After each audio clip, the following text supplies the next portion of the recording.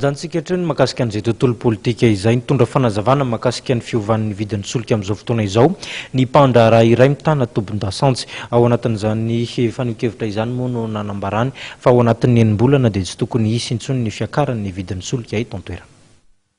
Zany raha tena marina dia ao anatin'ny enim-bolana zay hatramin'ny farany titony ity zany tsy tokony hiakatra intsony na hidina ny vidin-tsolika. Zay aloha raha ny zavatra ny voriny zareo manam-pahefana tamin'izy io satria misy commission technique zany zay tsy ao anatiny izay varotra solika aloha fa zay commission technique zay zany nandinika hoe inona ny tokony atao eto Madagasikara dia hoe tazomina le prix mba tsy antoka ny mpanjifa, tsy fiatraikany mafy loatra ny mpanjifa.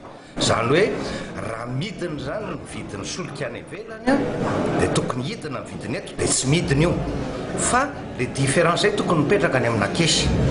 Dia rehefa miakatra indray vidin'ny solika dia iny kesy indray zany compense an'ilay izy. Zay zany ny eritreretiny zareo atao anatin'ilay izy. Tsy fantako moa na mandeha na tsy mandeha feo reko hoe tsy nandeha mihitsy le kesy fa mihodina fotsiny amin'izao.